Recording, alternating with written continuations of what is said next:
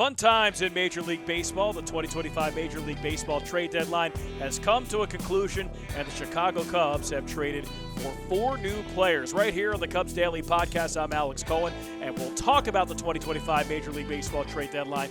We'll talk about the 4 players that the Chicago Cubs acquired and how they factor into this playoff push in 2025. Again, you'll get to hear it right here on the Cubs Daily Podcast.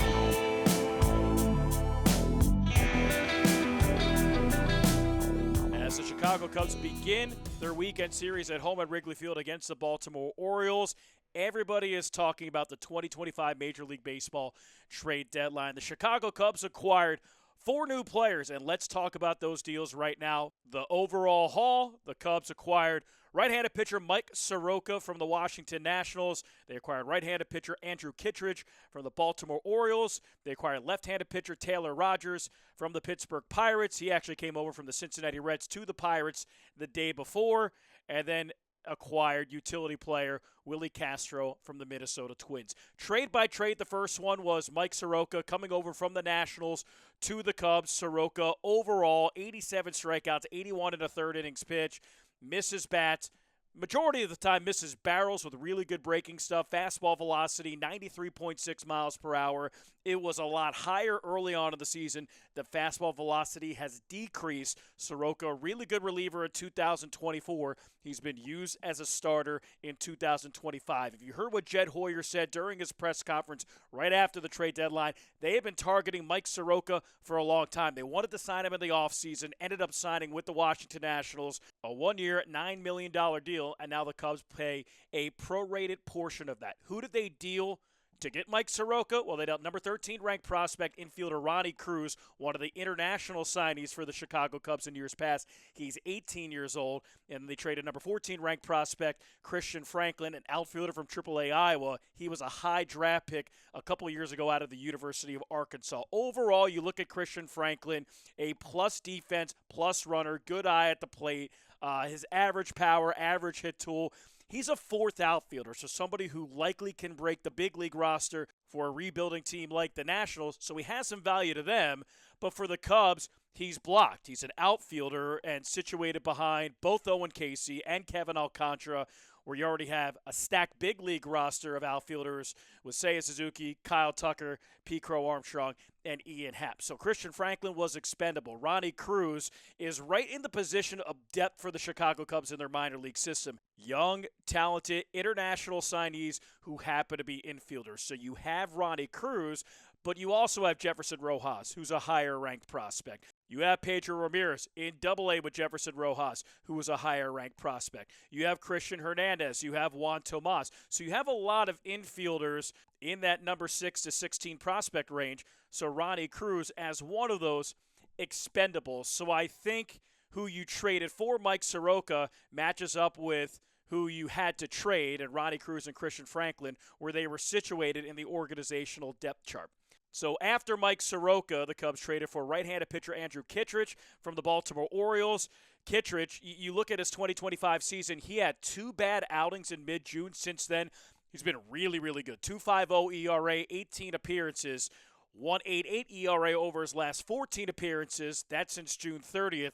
41.3% chase rate with a great slider. He's also been one of the most consistent mid-relievers in baseball since COVID, since 2021. Last year with the St. Louis Cardinals, he was solid. This year, coming off an early injury, he's been good with the Baltimore Orioles. A prospect that was traded for him was another one of those young infielders, number 17 ranked prospect infielder Wilfred De La Cruz, and he's in the same ilk as Ronnie Cruz. Ronnie Cruz and Wilfred De La Cruz, both young infielders, both not likely to pay dividends on the Chicago Cubs big league roster, or for that matter, any big league roster for the next 3 to 4 years. So to get a guy like Andrew Kittredge, who's had a lot of big league success and gives you a bullpen upgrade, a formidable arm, 6th, 7th inning guy, that's the price that you have to pay for that. So I think that trade calculation matches up. My favorite deal of the 2025 trade deadline, it's utility player Willi Cruz from Minnesota. Switch hitter, he's played every single position but catcher and first base in his career. You look at his defensive versatility, 56 games in the outfield, playing all three outfield positions, left field, center field, and right field, 42 games at second base, 13 at third base, and 5 at shortstop. He was an all-star last year. He's a guy who has double-digit home run power, 20-plus double power. He swiped 30 bags in a year. He did that back in 2023. I really like this deal. He's the best super utility player who was on the market. I outlined him in a podcast episode about 2 weeks ago when we initially talked about the trade deadline, and I thought it would be a heavy price for him. Well, you trade a number 8 ranked prospect, right-handed pitcher Ryan Gallagher, who was in Double-A Tennessee, and then non-ranked prospect righty Sam Armstrong, also in Double-A Tennessee. For you to be able to get Willi Castro, even though he is on an expiring deal for a non-top 7 prospect, and guys who weren't a step away from competing at the big leagues, I think is a win. I mean, Ryan Gallagher's been really good for Single-A South Bend. He's made 2 starts at the Double-A level, had 2 good starts with that. Ryan is somebody who probably factors in to a big league rotation or a big league bullpen at the end of 2026 or 2027. And then you have Sam Armstrong, who's had a lot of potential. You saw him in spring training in 2025, have a couple of really good outings.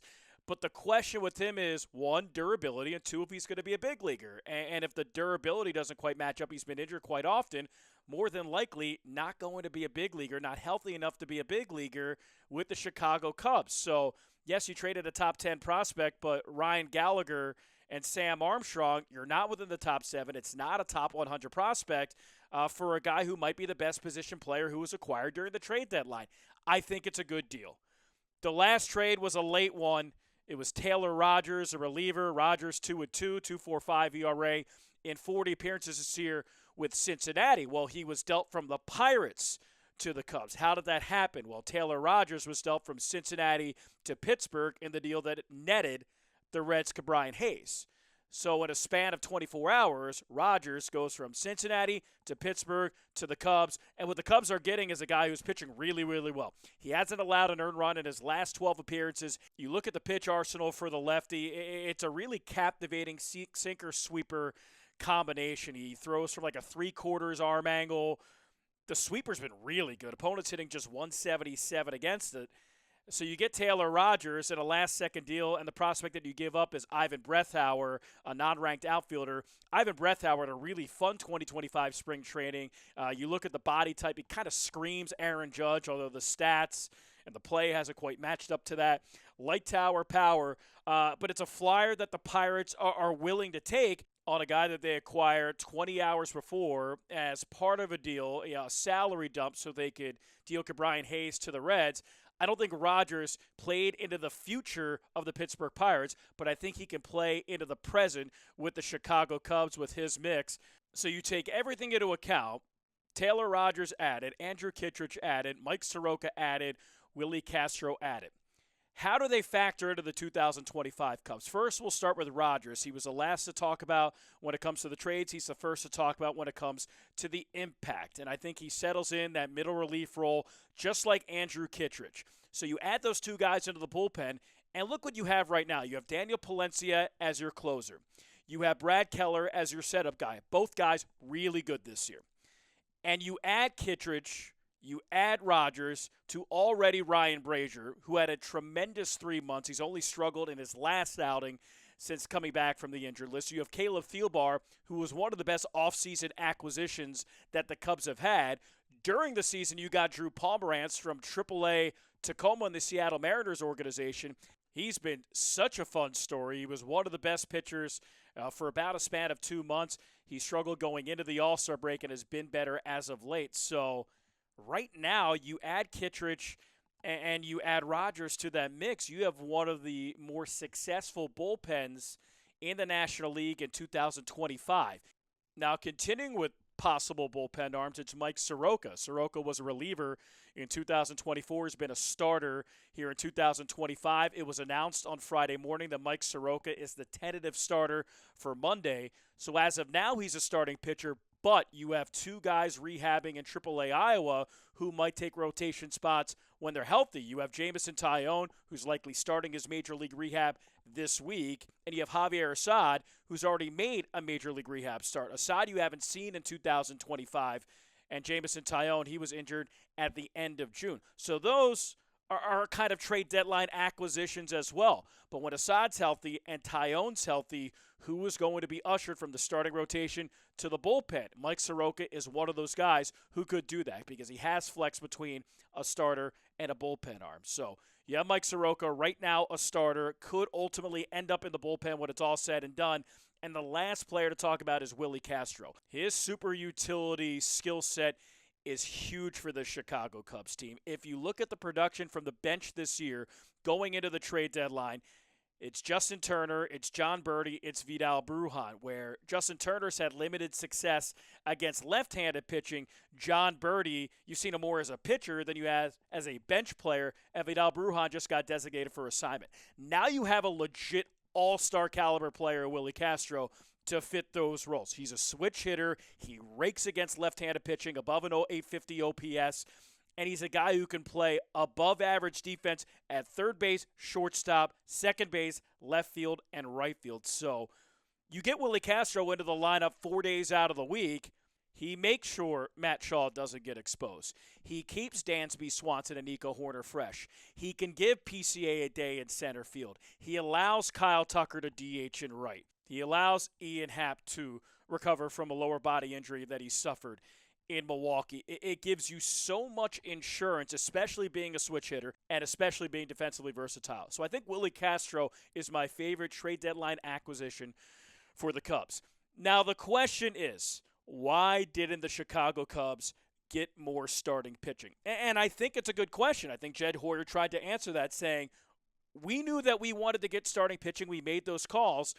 It was just too rich for our blood. And you could see that by the amount of guys that were not moved. Zach Gallen, not moved. Sandy Alcantara, not moved. Edward Cabrera, not moved. Mackenzie Gore, not moved. And I think perception doesn't quite equal reality to some of those arms. Yes, Merrill Kelly was really good. He went to Texas for 3 pitching prospects. And if you look at what Arizona got back in those 3 pitching prospects, I'm not sure if they were a match with the Chicago Cubs. Just because if you look at the Cubs' top 20 prospects, the majority of them are hitters, not pitchers. So that's why Merrill Kelly's probably dealt to Texas instead of the Cubs.